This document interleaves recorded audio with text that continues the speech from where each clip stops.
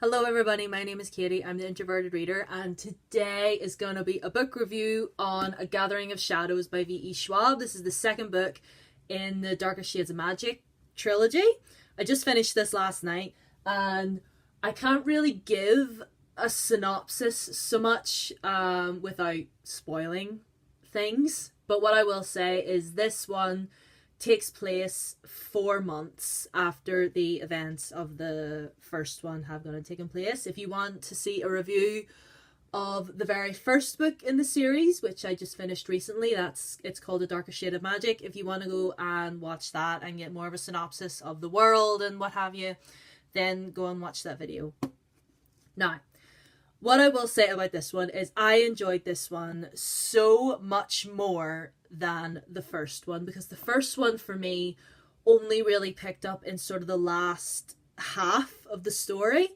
And one thing I will say about this one is, I mean, for a little bit in the beginning it was a little bit slow, but as we got on, it picked up more and more and more. Like, V.E. Schwab was just building up the tension, and I loved it. And another thing I really love about this book is in the first one, we were sort of more confined to Kel's world, like the 4 different Londons.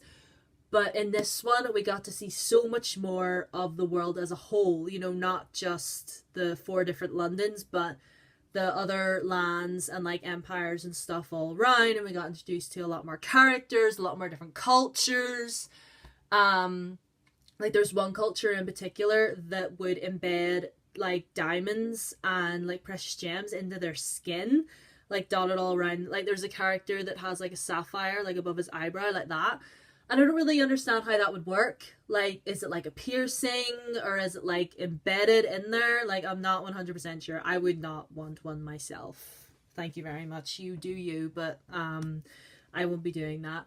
And there's so much more action in this one. Like, I could literally, like, because there's lots of different scenes in here where lots of different characters are like using their magic and stuff. And like, I could just picture it in my head like an episode of Avatar The Last Airbender. Like, do you know what I mean? Like, if you've watched that show, you know what I mean. Like the water flying about everywhere and flames, and just, if you've read it, you know what parts I'm talking about. I don't really want to spoil anything. But I mean, and just so, I'm not an expert on Avatar The Last Airbender, by the way. Like, I've maybe watched a couple episodes when I was a kid, but that's really the extent of my knowledge. I know they use the elements, and that's about it. But anyway, like I said, I really did enjoy this book. I love that we got to see more characters. I really enjoyed Kale as a character. I wasn't too sure of him in the first one, but I love Kale, and I really, really love Rye. Him and Rye together are just, I love their relationship so much. I love it, I love it, I love it. Although if there's what, like, see, to be honest, I would be giving this book a higher rating. I mean, I gave it 4 stars, but it would be higher were it not for Lila. I said in my review for A Darker Shade of Magic that I did not overly like her. And I was sitting thinking to myself, do you know what? I will read A Gathering of Shadows, and I will give Miss Delilah Bard one more chance. But it just didn't happen. She is literally the most insufferable, tropey, she's just so annoying. She's just literally the most insufferable little brat. Like, there are, like, the things that she does, like, there are things that she does in here that she never thinks through because she can't use her brain because she's too busy, because literally her entire inner monologue is just her going on about how great she is.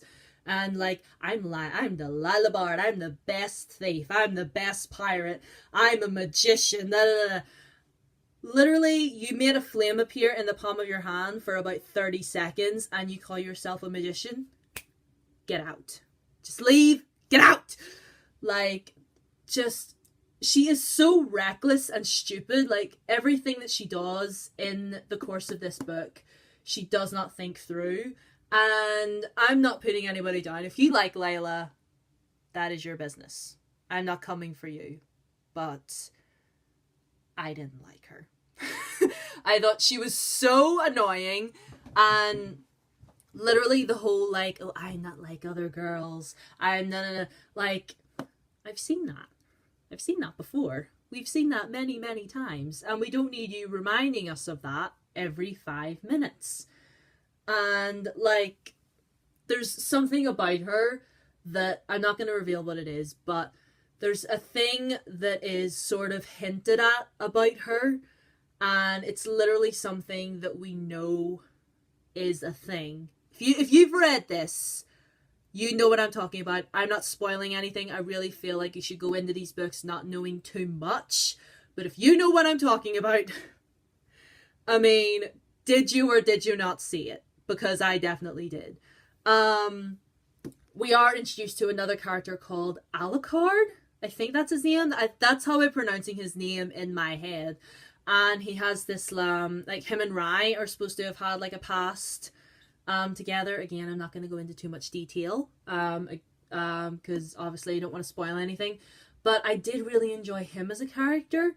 Seems a little bit shady, though. There's something about him that I don't 100% trust. Like, I feel like he's one of those morally grey characters that just does what he wants, for the good, not really so much for the good of himself, but obviously for the good of others. Do you know what I mean? Like, and it doesn't matter. And I say morally grey because, you know, it wouldn't really matter what that thing was that he had to do. He would just do it. And he's supposed to be like a pirate, because him and Lila spend a lot of time together. What else can I say? I talked about a lot of the action, and there was also a lot of things in here that I did kind of low-key see coming. See, that is another reason why I would, if I didn't see half the things coming in here than I already did, you know, like if the foreshadowing wasn't there, I definitely would have given it a higher rating. But that does not mean to say that I did not enjoy myself while reading this. I thought the action was really, really fast-paced. I thought that the introductions to all the brand new different cultures and the different lands around the world were really, really interesting, and a little bit of family drama as well, you know, with Kel and Rai and the king and queen and everything. I'm not going to give details because I want you all to read this for yourselves and enjoy it for what it is. But if you've read it, you know what I'm talking about. The angst was real. Like, the angst was really, really well and truly real. And I did say that I did love Kel, and I do. I think he's a great character. I think that, you know, he's a great character, and I do feel empathy for him in his situation. But there are a lot of times when he did frustrate me. Do you know what I mean? Like, it was just sort of like, if you want to do such and such a thing, then just get up and do such and such a thing. And if your family, or if Rai really loves you, then he will support you in that decision. You know what I mean? But, yeah. There was just quite a few things that we kind of already saw coming. A lot of things that were hinted at that were just sort of like, yeah, we already knew that. Lila was an annoying little brat. I need her to leave. I just need her to go. She's just so annoying, and she just walks around the place talking about how great she is, and I literally want to slap her and be like, no, you're not that great. You're not that great at all. This book would be getting a much, much higher rating if Delilah Bard either wasn't in it at all or got a character makeover and, you know, wasn't maybe as annoying as she is. The ending of this really, really put me on my toes, because, like, I finished it last night and I immediately grabbed A Conjuring of Light. I'm reading A Conjuring of Light right now. That book is quite large. I don't know how long that book is going to take me, but we shall see. Anyway, Gathering of Shadows, I gave 4 out of 5 stars on Goodreads. Again, it would be higher. I mean, I would maybe give it like 4.5 if it wasn't for some of the things. Or even, I would probably give it a full 5, now that I'm thinking about it. If it weren't for some of the things, you know, the foreshadowing and Lila, just in general, that I mentioned there. So yeah, again, did enjoy this book. I'm really, really looking forward to finishing, getting on with A Conjuring of Light. So yeah, that's pretty much my review. If you've read this book before, or if you've read this series, comment down below, let me know what you thought. We can discuss. No spoilers, by the by, for the third one, if you are going to discuss amongst each other, because I haven't, I've only literally just started. I've only literally just started the third one. So thank you all so much for watching. I have some ideas for the book club coming up soon. I'm kind of thinking about doing like a readathon type thing, but not like for a mixture of books, for like a series. Like it's I'll make a video about it, and I'll give you more details on it soon. But thank you all so much for watching. Remember, just because you're introverted doesn't mean you don't have something to say. Thank you for watching this video, and I will see you in my next one. Bye bye.